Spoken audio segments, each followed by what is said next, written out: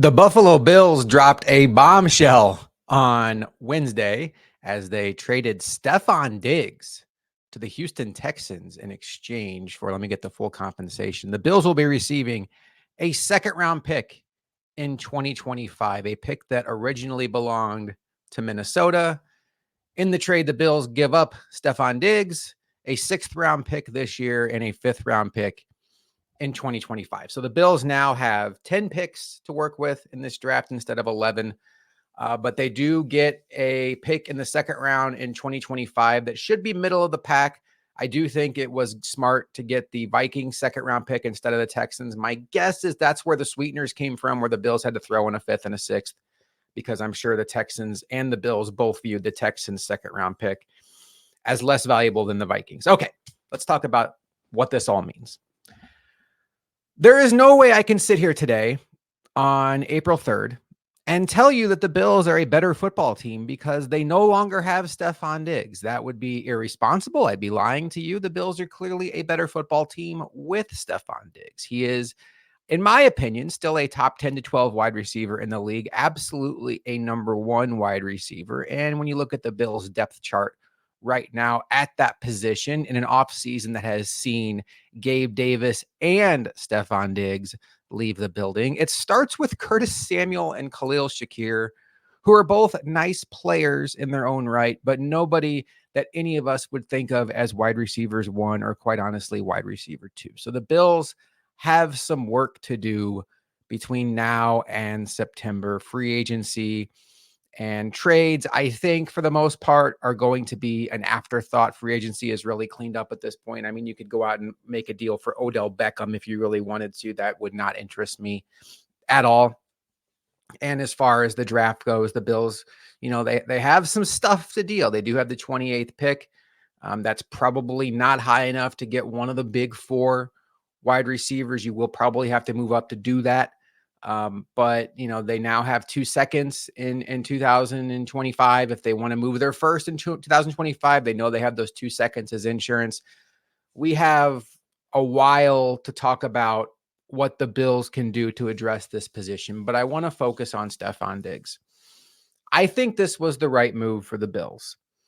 And I hope you all know me well enough, Josh McCarty from Bills Chat, by the way, to know that I don't just sit here and walk the company line. I am not somebody that defends everything the Bills do. And I pride myself, Luca does too, on not being a homer. I tell you honestly how I feel about whatever they do in the moment they do it. And I thought it was time to move on from STEFON DIGGS. And I just did not think it was financially possible to move on from STEFON DIGGS. So I have been in favor all along of doing so after the 2024 season, when you could have gotten rid of him with a post-June 1 designation. And really, it would have been something that would have been more palatable on the cap. As it stands now, the Bills take like a $30 million dead cap hit in 2024, which I'm sure Brandon Beane has a plan for. But STEFON DIGGS, in my opinion, had worn thin. And it's not just about the production. Yeah, his production dipped the second half of 2020 or 2023. And depending on the side of the argument you want to fall on, whether you want to make DIGGS the victim and brush off all of the passive aggressive comments he's made on social media about the Bills in the last year and a half and say that we were all overreacting, were we? His production dipped. And I know Joe Brady, people want to come in and blame Joe Brady. That's fine, whatever. But you factor in the fact that he's going to be 32 next year. So after this season, he's going to be 32. You factor in the fact that his production did dip. And now you have a guy who is taking passive aggressive shots at the team and at the franchise quarterback, undermining the quarterback way too much for my liking. Whether it was the sideline rant against the Bengals in the playoffs, not speaking to the media after the playoff loss. And, my biggest point of frustration with DIGGS is every step of the way, people that I like, that I respect, people that I respect them both as Bills fans and people that I think have a really good mind for the sport, would defend Diggs. Like the throwing his arms up, the first drive of the game against the Bengals, against Josh Allen misses a throw, just showing up Josh Allen. It's like, oh, he's a competitor. Throwing his arms up on the sideline, visibly demonstrating toward Josh Allen on the sideline for the world to see, in a famous clip now where Josh Allen is sitting on the bench and Diggs is just sitting there like doing one of these, showing up Josh Allen, and then not speaking to the media afterward. And I understand Diggs has an inconsistent pattern with the media. He doesn't always speak after the games, but I'm sorry, team captain, all pro, season just ended in a heartbreaking playoff loss. That's a moment I need you to speak. That's a moment where you need to be a captain. And now 2 years in a row, not just the Bengals game, but the Chiefs game here, Diggs did not speak. Fast forward to the Chiefs game. Josh Allen threw one of the best balls many of us had ever seen on the Bills' last drive of the game, where they had a chance to take the lead and win the game and go to the AFC Championship game. He uncorks a beautiful pass to STEFON Diggs, who jumps up, it hits his hands, and then it hits the ground. Did Josh Allen go over to him and throw his arms up? No. Did Josh Allen pout and jump up and down on the field? No. Josh Allen got back in the huddle, supported his guy, and they went down the field, and then they ultimately missed a field goal. And that's my biggest issue. Josh Allen spoke after that game. STEFON Diggs didn't speak after that game. STEFON Diggs had one of the most famous plays, take the Tyler Bass kick, put it number 1 where he misses it. STEFON Diggs drop is number 2. Number 2, and I'm calling it a drop. STEFON Diggs called it a drop. Number 2, I need him to speak after that moment. I'm tired of the passive aggressiveness on social media, and then the follow-up of, oh, don't read too much into my social media. Okay. Can we read into your interviews? Where for the last year and a half, you went out of your way to not say anything positive about the Bills outside of one press conference and training camp. You continuously undermine the quarterback. You're passive aggressive on social media. I think the Bills grew up today. I think the Bills drew a line in the sand and said, you know what? We are no longer that 17-year drought team that is just honored to have a superstar on our squad, and we're going to do whatever it takes to make them happy. No, we have Josh Allen. You're a wide receiver. You should want to be here. If you don't want to be here, fine. We'll find somebody else that does. And the Bills have plenty of picks and a historically great wide receiver draft class to go out and just do that.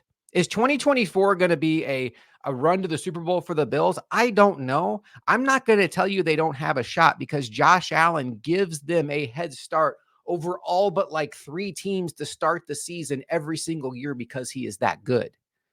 But when you look at what the roster was dealing with last year, with guys like Micah Hyde, Jordan Poyer, Tre'Davious White, Mitch Morse, who is now gone. I didn't need that, by the way.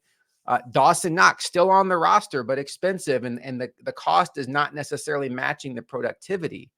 And then, Daquan Jones is an older guy they elected to bring back. Taron Johnson is an older guy that they extended.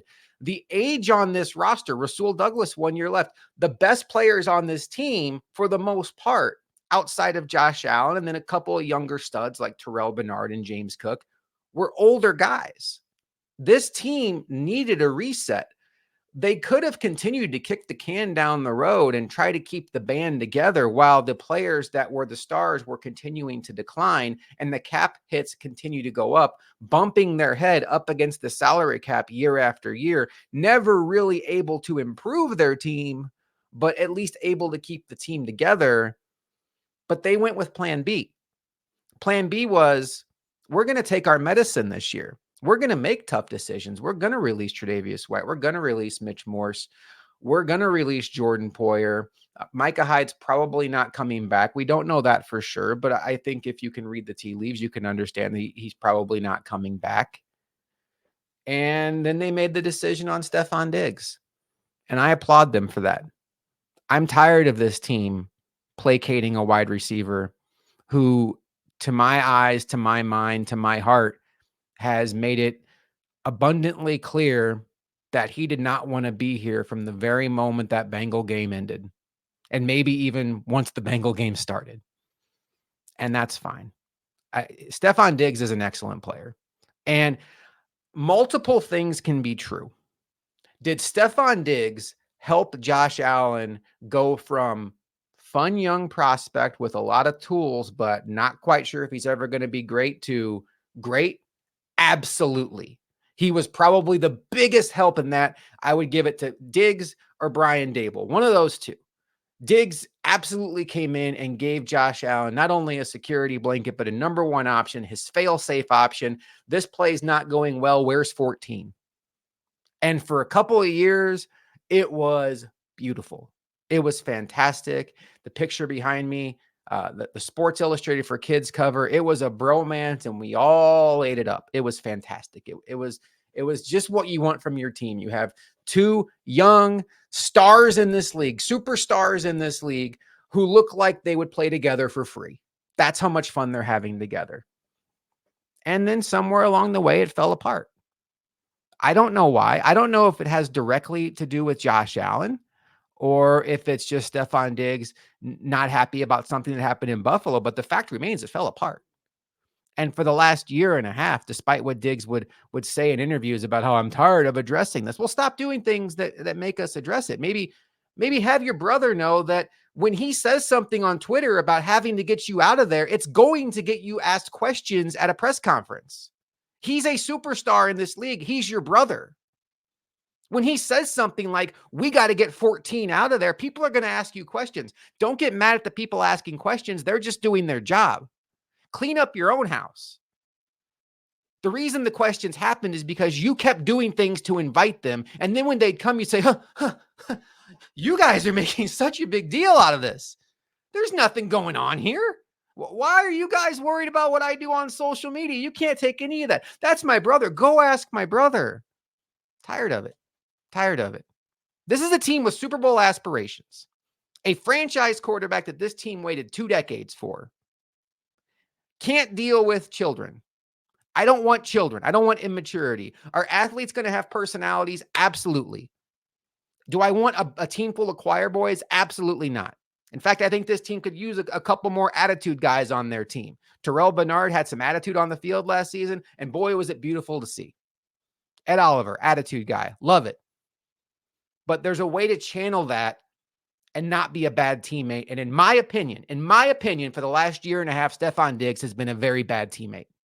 While Josh Allen, Brandon Beane, and Sean McDermott went out of their way multiple times to defend him when he made it abundantly clear he was unhappy, from skipping mandatory minicamp day one. And I know we all blew that out of proportion. We're all just supposed to forget that happened because he was there for day 2. Let's forget the fact that they had to have a meeting all day long to get Diggs happy again.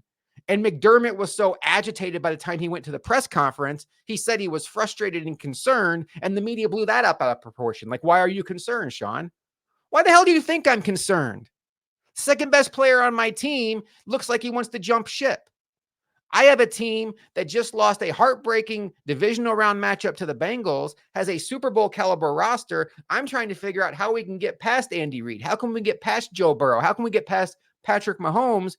And instead, I'm in an all-day meeting. It's the first time that all my players are together. And instead, I'm dealing with the ego of a wide receiver who is unhappy that he doesn't get the ball enough, or there was, God forbid, an overthrow in a playoff game.